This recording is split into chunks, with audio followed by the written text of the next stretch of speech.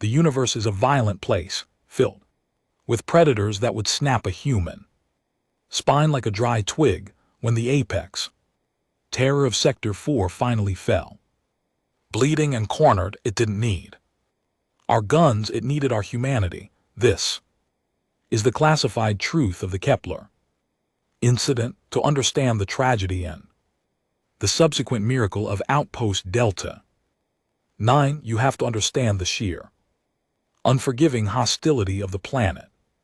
Kepler 186f. We didn't belong there. The atmosphere was a toxic soup of nitrogen and methane. The gravity was just heavy enough to make your joints ache by midday, and the native flora possessed defensive neurotoxins that could paralyze a grown man in seconds.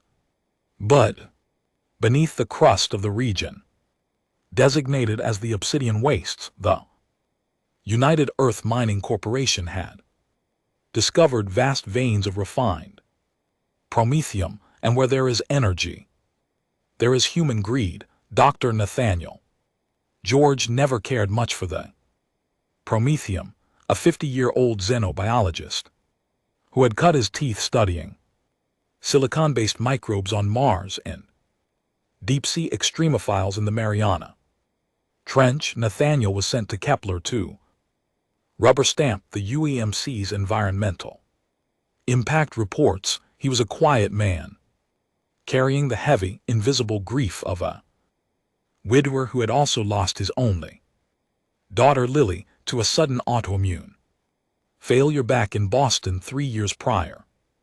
The void of space was a convenient place to hide from the ghosts of a quiet, empty house. For the first 6 months, the mining operation ran smoothly. The Lockheed Martin atmospheric scrubbers hummed continuously, creating a breathable bubble for the 300 engineers, miners, and private military contractors stationed at the outpost. But then the deep core drilling teams breached the lower mantle of Sector 4. They woke something up. The initial reports were dismissed as equipment failure, a localized seismic anomaly followed by the complete loss of telemetry from Drilling Team Alpha, when Commander David Reynolds dispatched a heavily armed retrieval squad led by Captain Hayes. The feed that came back to the command center froze the blood of everyone watching. It wasn't a cave-in. It was a massacre. The creature was later classified in the DARPA xenology databases as a Titanus apex, but the terrified miners simply called it the Gorgon. It was a biological nightmare, a localized apex predator that defied standard evolutionary logic. Standing roughly 10 ft tall at the shoulder, its body was encased in a jagged chitinous armor that deflected standard issue pulse rifle fire like raindrops. It moved on 6 multi-jointed limbs ending in monomolecular scythes that could shear through a titanium bulkhead. Most terrifying of all were its eyes, cluster of deep bioluminescent crimson orbs that tracked movement with terrifying mechanical precision. For 3 weeks, the Gorgon waged a one-beast war against Outpost Delta 9.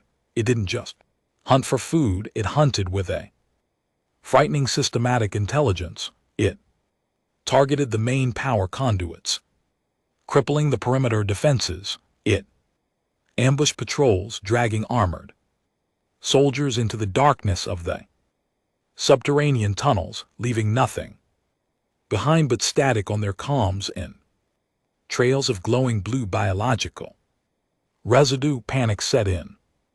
The investors back in London and New York demanded the creature be neutralized, refusing to authorize an evacuation that would cost billions in lost revenue. Commander Reynolds, an old-school pragmatist, locked down the base and turned it into a fortress, authorizing the use of heavy incendiary munitions, and automated plasma turret. Nathaniel watched the escalation with a growing sense of dread. He spent hours analyzing the blurry security footage of the creature. Something about its behavior didn't align with a simple territorial predator. Look at the pacing, David. Nathaniel had argued in the command center, pointing at a frozen holographic display of the beast. It's not eating the bodies, it's destroying the sonic drill heads and the seismic charges. This isn't predation, it's a desperately targeted defensive maneuver. We dropped a mining rig right on top of its habitat. Is trying to eliminate the source of the noise, Commander Reynolds scoffed, adjusting the heavy Kevlar vest strapped to his chest. I don't care if we dropped a rig on its favorite armchair, Nathaniel. It has killed 34 of my people. I'm not here to study it, I'm here to exterminate it.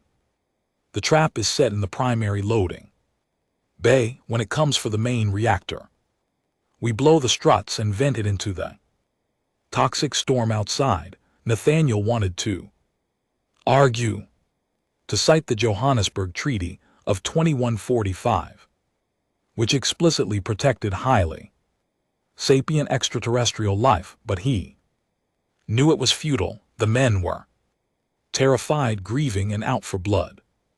The beast had been reduced to a monster.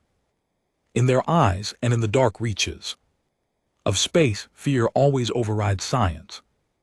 The climax of this violent clash came on a Tuesday, during a violent methane storm that rattled the very foundations of the outpost. Nathaniel was in the medical wing cataloging genetic samples when the primary klaxons began to wail. The lighting shifted to harsh strobing red. The mechanical voice of the outpost's AI echoed through the corridors, warning. Hull breach in Sector 4, primary loading bay compromised, containment protocol initiated.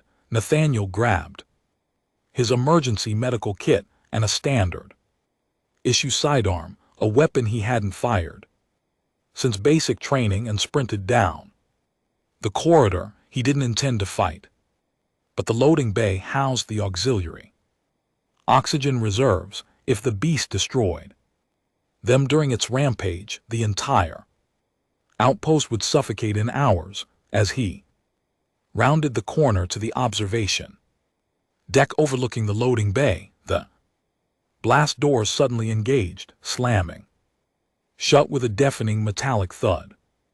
Nathaniel was on the wrong side. He was locked inside the loading bay.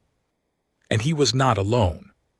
The primary loading bay was a cavernous space, cathedral of cold gray steel and massive industrial machinery. Cargo crates stacked 3 stories high created a maze of metal canyons. Shadows danced wildly as the emergency backup lights flickered and sparked. Nathaniel pressed his back against a reinforced Durasteel shipping container, his heart hammering against his ribs like a trapped bird. The air was thick with the sharp, acidic scent of ozone and the unmistakable coppery tang of fresh blood. A horrific high-pitched screech tore through the air, vibrating in Nathaniel's dental fillings. It was followed by the groan of tearing metal and the heavy, earth-shaking thuds of the Gorgon over the internal comms. The voice of Captain Hayes crackled, laced with static and adrenaline. We have it. It took the bait. Reynolds primed the industrial plasma cutters. Do it now before it breaches the inner doors. Nathaniel peeked around the edge of the container. In the center of the bay, the Gorgon was thrashing violently. Up close, the sheer scale of the creature was paralyzing. Its obsidian carapace was slick with a strange oily residue, and its massive size were tearing chunks of metal out of the reinforced blast doors leading to the reactor room. Suddenly the ceiling groaned. Commander Reynolds had sprung the trap. 4 massive automated industrial plasma cutters, tools designed to slice through meteorites and heavy starship plating, dropped from their concealed overhead housings. They ignited with a blinding, sun-white brilliance, their beams converging directly on the beast. The creature shrieked, a sound so agonizing and human-like in its register that Nathaniel flinched, covering his ears. The plasma beams carved into the beast's impenetrable armor. The chitin cracked, popped and gave way. Hold the beams.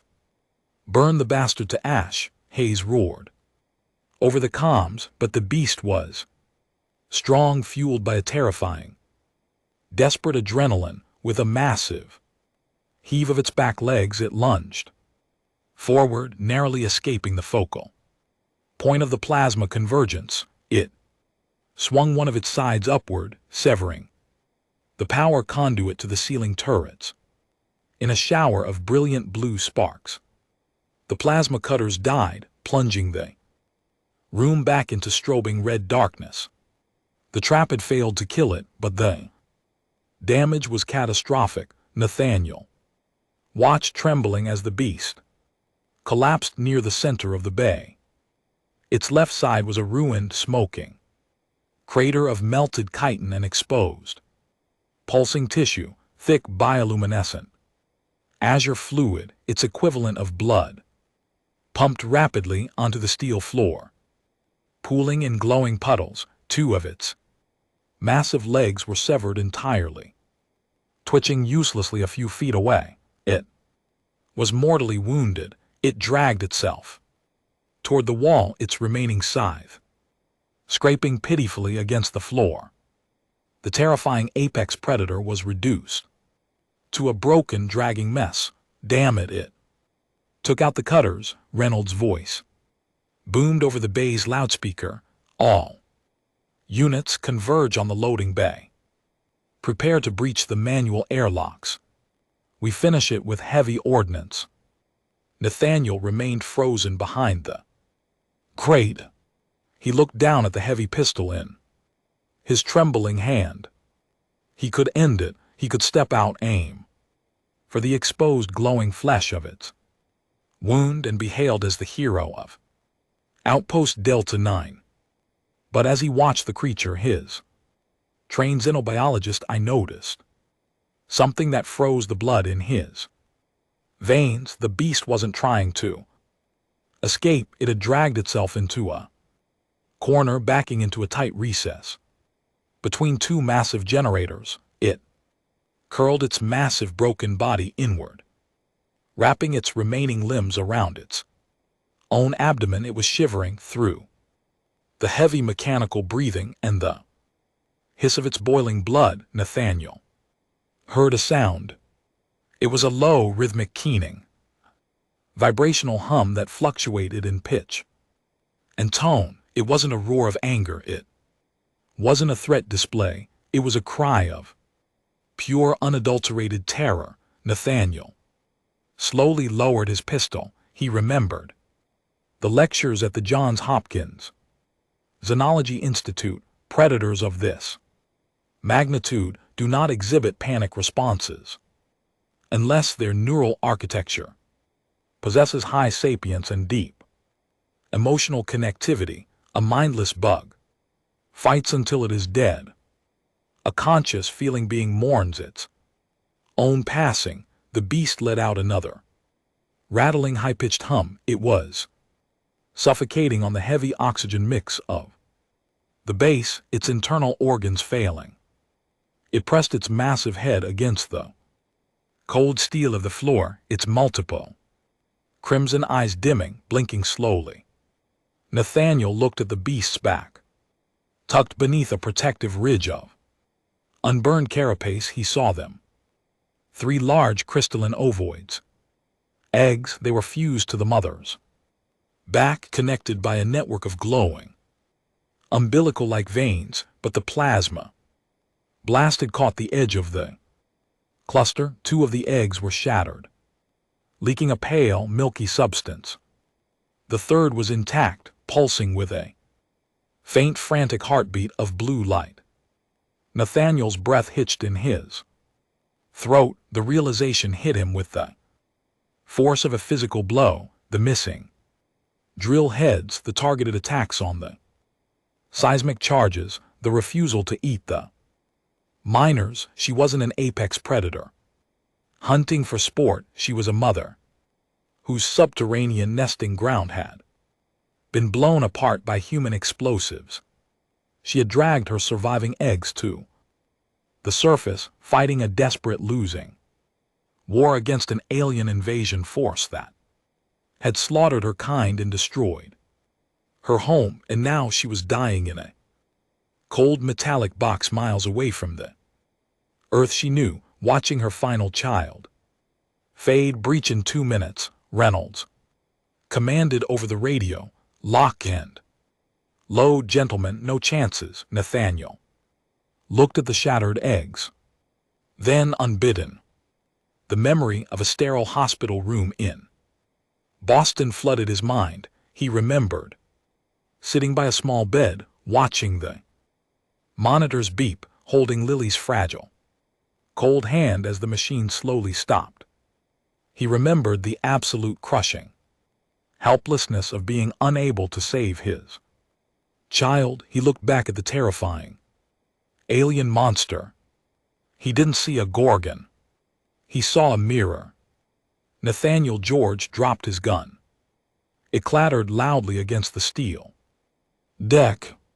The beast's head snapped up, its dimming red eyes locking onto Nathaniel. It let out a weak defensive hiss, trying to raise a broken scythe to shield the surviving egg on its back. Nathaniel stepped out from behind the crate, his hands raised, his palms open and empty. Easy, Nathaniel whispered, his voice trembling but finding a steady rhythm. Easy now, I'm not going to hurt you. He took a slow step forward. The beast tensed, a low guttural growl vibrating in its throat. The sheer mass of the creature, even broken and dying, was intimidating. The heat radiating from its body and the plasma burns made the air waver. Nathaniel stopped about 10 ft away.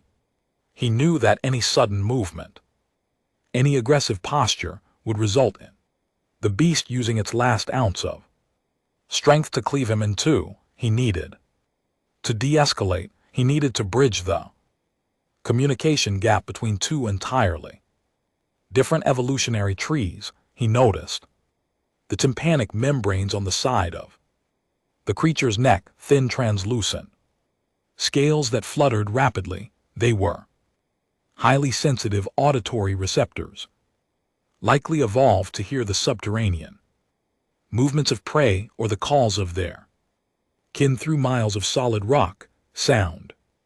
It communicated through complex acoustic vibrations. Nathaniel swallowed hard. The memory of Lily was still fresh, stinging the edges of his eyes. When the pain had been too much for her, when the drugs stopped working and the fear of the dark closed in, words hadn't helped. Only one thing had calmed her. Nathaniel closed his eyes. In the bloodstained strobing hellscape of the loading bay, the xenobiologist began to sing. His voice was a deep, warm baritone carrying a quiet strength that echoed off the high metal ceilings. He chose an old Appalachian folk lullaby, song of weary travels and the promise of rest. I'm a poor wayfaring stranger. The beast flinched at the first note, its scythe twitching.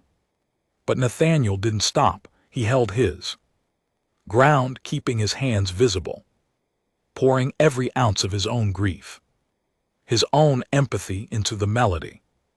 While traveling through this world of woe, the acoustics of the metal bay caught the song, amplifying the soft, mournful tones, the harsh mechanical Noises of the failing outpost seemed to fade into the background, yet there's no sickness, toil, nor danger in that bright world to which I go. Something incredible happened. The beast's defensive hiss tapered off, its massive armored head tilted slightly, tympanic membranes on its neck fluttering in perfect rhythm with Nathaniel's vibrato.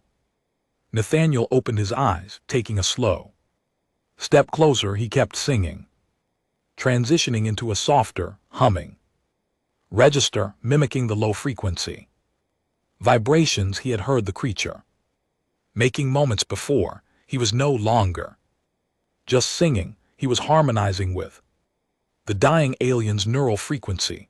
I'm going there to see my father. I'm going there.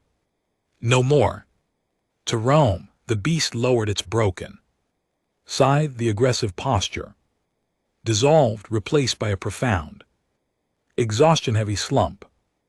It realized this tiny, soft creature standing before it was not raising a weapon, it was offering a lament. Nathaniel dropped to his knees in the pool of glowing blue blood, mere inches from the terrifying jaws of the monster. He reached out a trembling, gloved hand. The beast watched him.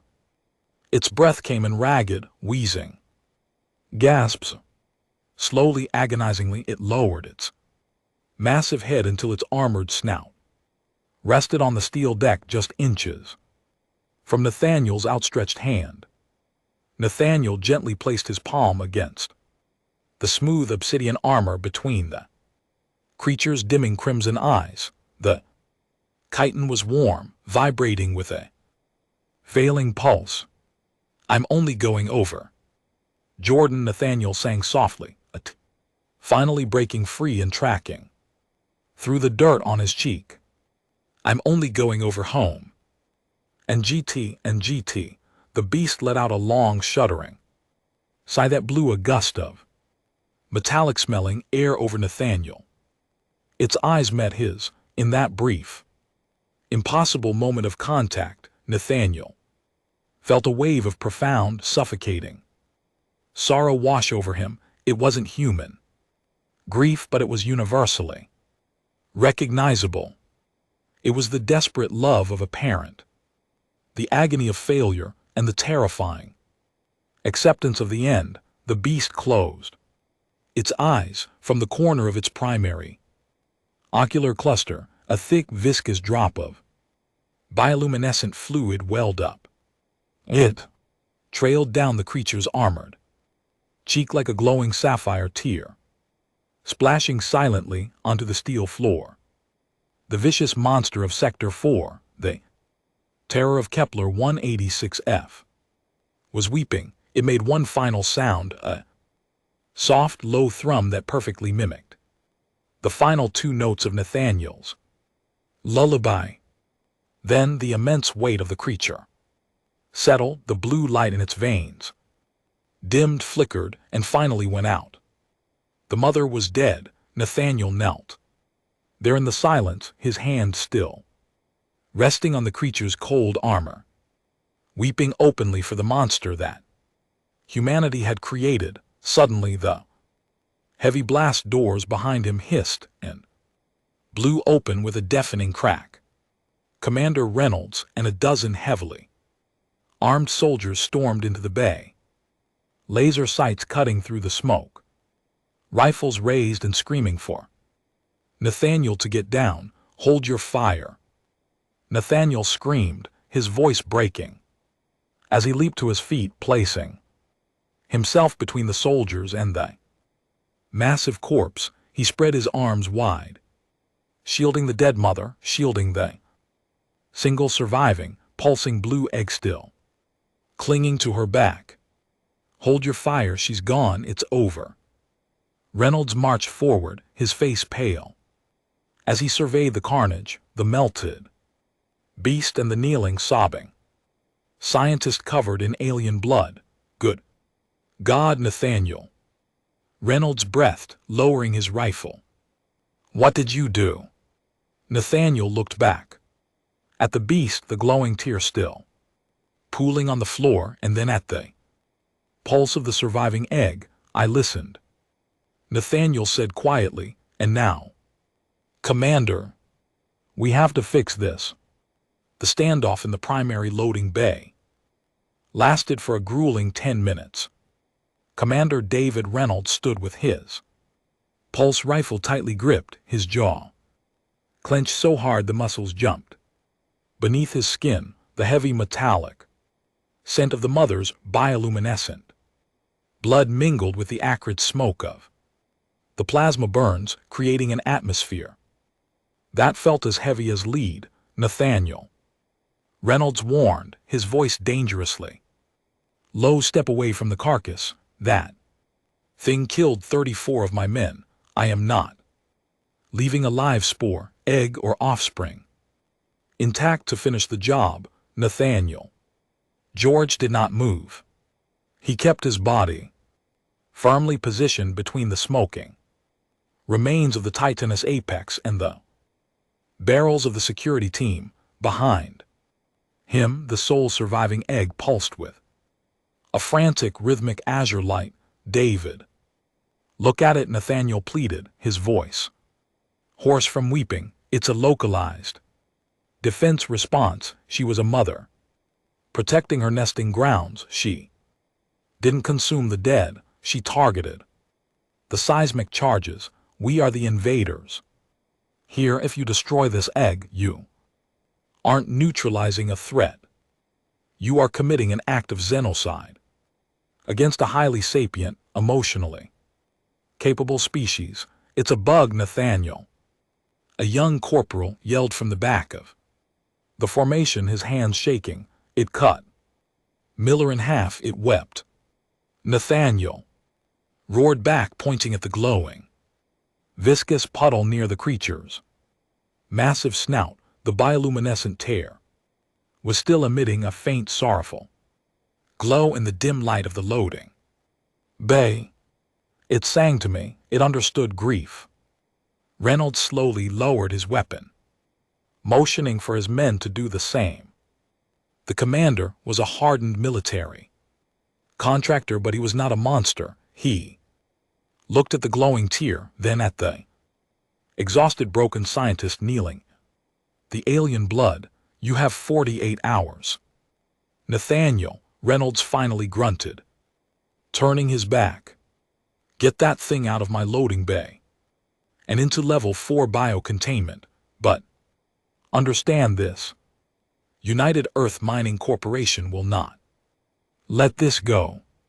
When the board in Geneva hears about this, they will glass the entire subterranean network." The next 2 days were a frantic, sleep-deprived blur. Nathaniel, alongside a hesitant medical team, carefully excised the surviving egg from the mother's carapace. They transported the heavy crystalline ovoid to the highest security laboratory in Outpost Delta 9, but Nathaniel knew that biocontainment wouldn't stop the UEMC.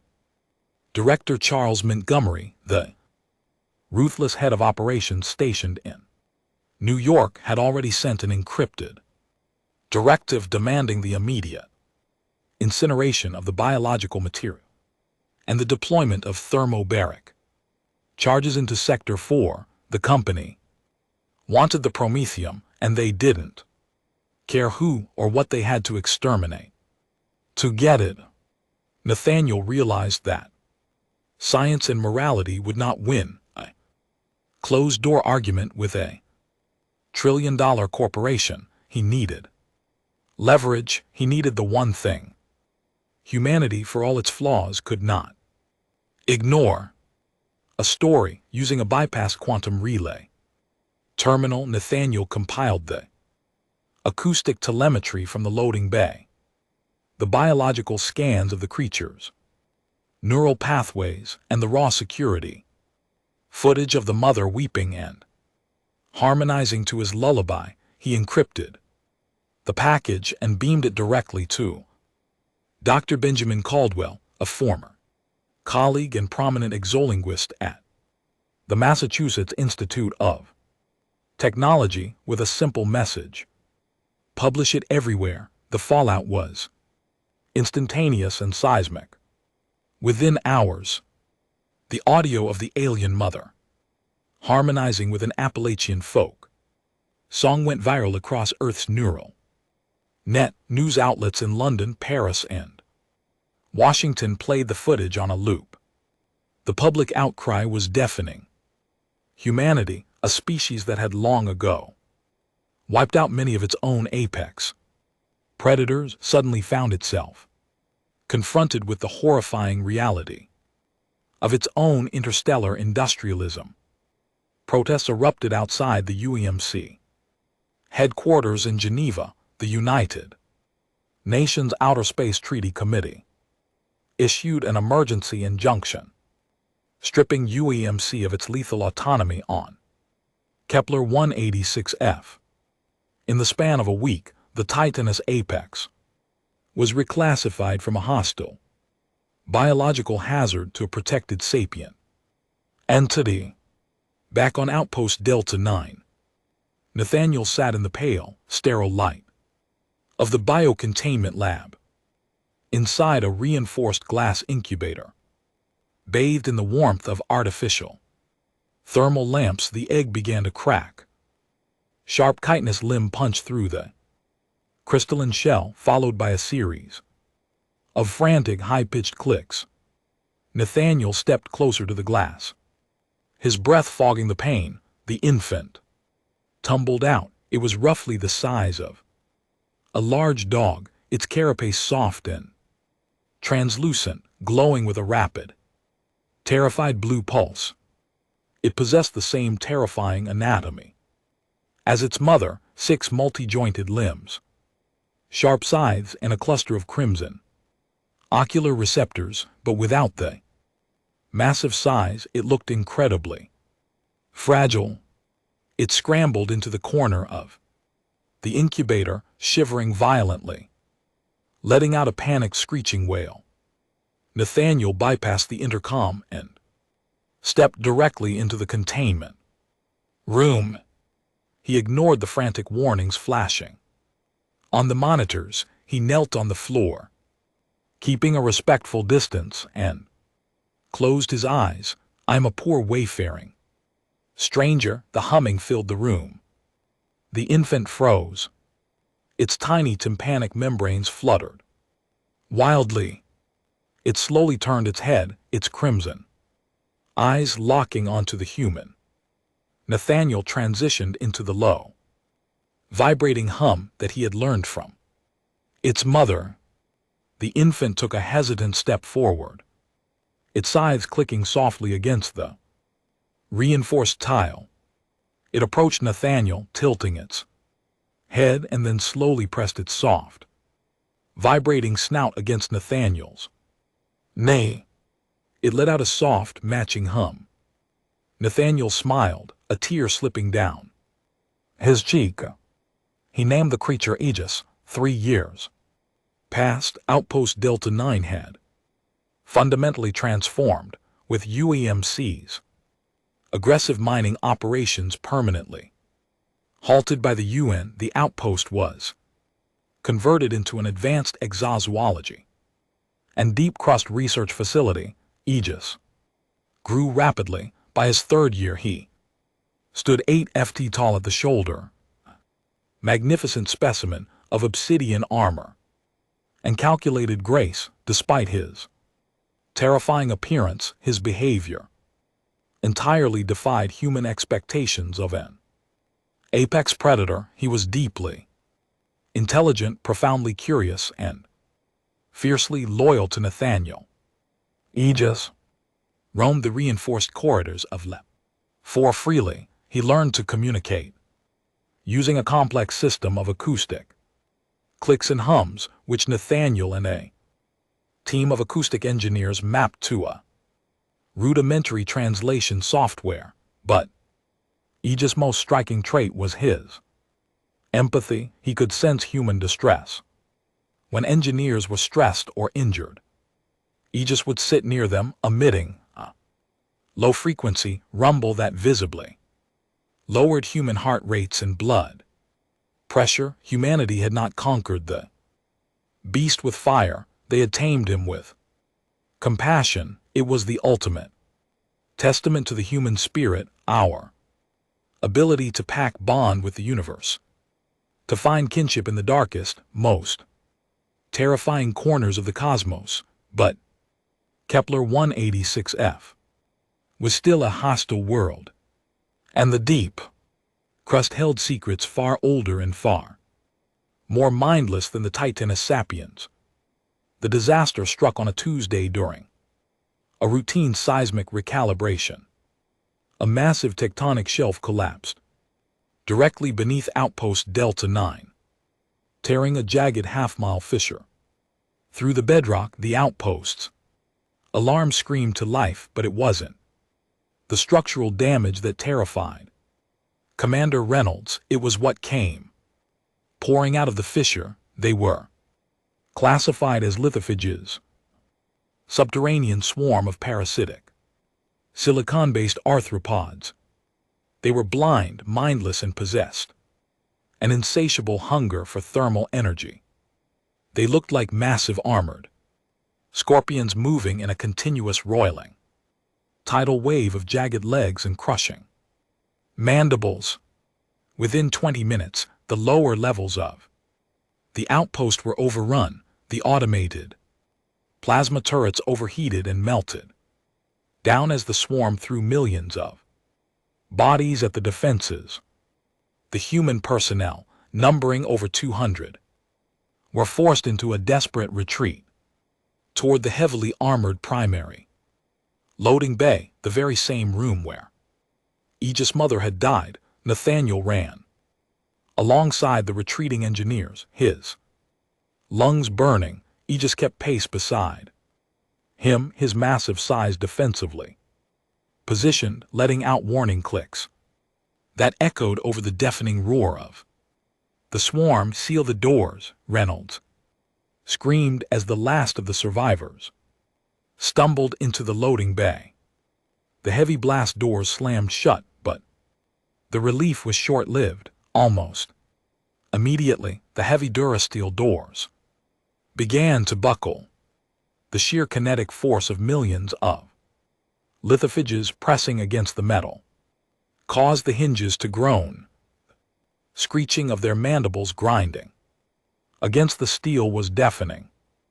"They're going to breach," Captain Hayes shouted, raising his rifle. "We don't have the firepower to stop a swarm this size. We're dead." Panic erupted in the loading bay. People wept, prayed, and braced for the inevitable. Aegis pushed his way to the center of the room.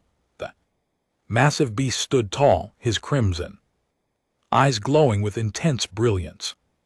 He turned to look at Nathaniel, his tympanic membranes fluttering rapidly. He let out a sequence of specific high-frequency clicks. Nathaniel checked his wrist-mounted translator. The screen flashed. Danger, swarm armor kinetically resistant, vulnerable to harmonic shatter. I will broadcast. You must amplify. Nathaniel's eyes went wide. He understood immediately. The lithophages had a silicon-based carapace. Like glass, it had a specific resonant frequency. If Aegis could hit the exact acoustic pitch and sustain it, the sheer vibrational force would shatter the swarm's armor, but Aegis alone couldn't produce enough acoustic power to penetrate the thick blast doors and reach the millions of parasites in the tunnels. "David," Nathaniel screamed over the noise of the buckling doors. "The outpost seismic broadcaster array. We need to route the internal acoustic receivers directly to the deep crust transmitters." "Are you insane?" Reynolds yelled back. "The array is designed to map the mantle, not broadcast sound. Do it." Nathaniel roared, his voice carrying the absolute authority of a man with nothing left to lose. Aegis knows their frequency. He's going to break them. Reynolds sprinted to the auxiliary control terminal, frantically rerouting the base's communication power grid. Nathaniel pulled up his data pad, his fingers flying across the screen as he interfaced with the seismic arrays. Output parameters. He needed to ensure the amplification didn't distort Aegis's pitch. He calculated the required acoustic power density to shatter the silicon lattice of the lithophages to achieve the necessary stress threshold to fracture the silicon carapace. The acoustic intensity had to be immense. Nathaniel quickly calculated the necessary parameters to tune the outpost amplifiers, focusing on the relationship between acoustic power, frequency, and the medium's density. He inputted the required resonant frequency conditions into the system's limiter. Bypass is like on fracking twee row. 5 twee p 5 twee a twee dollar, where $I is the acoustic intensity required to exceed the structural yield of the silicon armor. $Rho is the density of the toxic atmosphere outside the bay. V is the speed of sound in the methane mix. F is the specific resonant frequency Aegis would produce, and $A is the displacement amplitude. He adjusted the array's subwoofers to ensure that wavelength matched the exact harmonic requirement. Lambda Rakva F resonant. I have the bypass, Nathaniel shouted.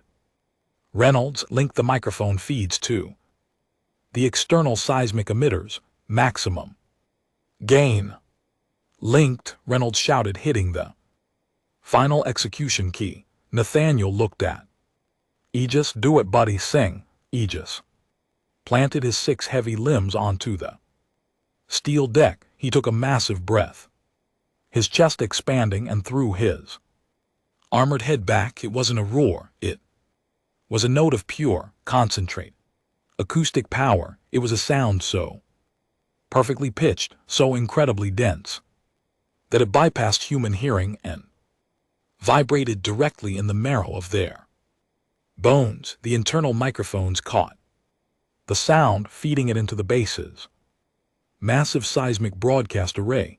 Outside the blast doors, the effect was apocalyptic. The amplified sound wave blasted down the subterranean tunnels. The resonant frequency hit the lithophage swarm with the force of a kinetic bombardment. The leading edge of the swarm instantly froze. For a split second, there was silence beneath the hum. Then millions of silicon carapaces violently detonated. The sound of the lithophages shattering was like a glacier collapsing.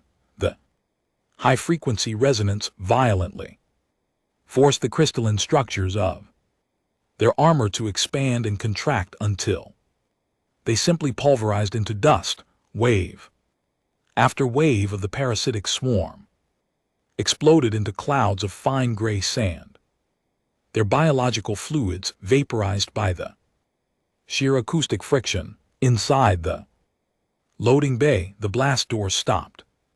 Buckling, the terrifying screeching of the mandible ceased. But the effort was taking a catastrophic toll on Aegis.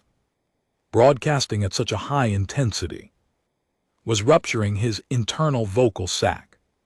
Thick, glowing blue blood began to spill from his jaws, hissing as it hit the floor. His massive legs trembled, the bioluminescence in his carapace flickering wildly. Aegis, stop! Nathaniel screamed, running toward the beast. They're dead. You did it, stop. Aegis held the note for 3 more agonizing seconds, ensuring the swarm was entirely decimated. Then his vocal sac gave out with a wet tear. The massive beast collapsed to the steel Floor, the impact shaking the room. Nathaniel threw himself to his knees. Sliding into the familiar blue blood, he grabbed Aegis's heavy armored head, cradling the beast's snout in his lap. Medical, Nathaniel shrieked, looking back at the stunned survivors. Get the trauma kits now. For a moment, nobody moved. The sheer impossibility of what had just happened paralyzed them. The vicious, terrifying monster of Sector 4 had just weaponized its own voice, destroying its own biology to save the humans who had murdered its mother. Move, Commander Reynolds bellowed, snapping out of his shock. Get the coagulants. Get the thermal blankets. You heard the man. Save that damn hero. Soldiers and engineers sprinted forward, abandoning their weapons, dropping to their knees. Beside the massive alien, they plunged human medical foam into alien wounds. They used industrial sealing torches to close the ruptured tympanic membranes. They worked with a frantic, desperate unity, covered in blue blood, fighting to keep the fading pulse alive. Nathaniel stayed by Aegis's head, his hands trembling as he stroked the smooth obsidian armor between the creatures.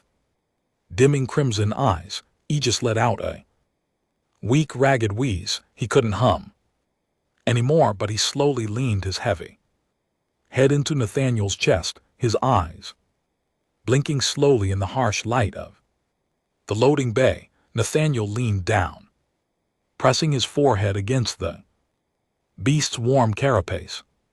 He closed his eyes and softly, gently, began to sing the lullaby. I'm only going over Jordan. I'm only going over home. Aegis' eyes remained open, the blue pulse in his veins stabilized. He wasn't weeping this time, he was resting. Humanity had stepped into the dark void of the cosmos, armed with guns and greed, expecting to find monsters, but in the cold depths of Kepler 186f, they learned their most vital lesson. The universe is a dangerous, unforgiving place, but humanity's greatest strength is not our capacity for destruction. It is our bizarre, beautiful, and boundless capacity for empathy. We are the species that will reach into the dark, find a dying monster, and sing it to sleep, and sometimes the monster wakes up and saves us in return. Did the incredible bond between Nathaniel and Aegis leave you speechless? Humanity's true superpower isn't our heavy weaponry, it's our boundless empathy and our willingness to protect the misunderstood. If this HFY tale of alien resonance and human compassion sent shivers down your spine, please hit that like button, share this story with your fellow sci-fi fans, and don't forget to subscribe to our channel for more epic, heart-pounding tales from the deepest corners of the galaxy. And GT. Hi, my name is Tran Trong, the owner and manager of Palace Truths. After watching the video, a human sang a lullaby to the dying alien beast, and the vicious monster quietly wept. I'd really like to know what you think. How did this story make you feel? For me, the strongest feeling was compassion. What began as a story about fear and danger slowly became something much more emotional, showing how kindness can reach places that strength and force never could.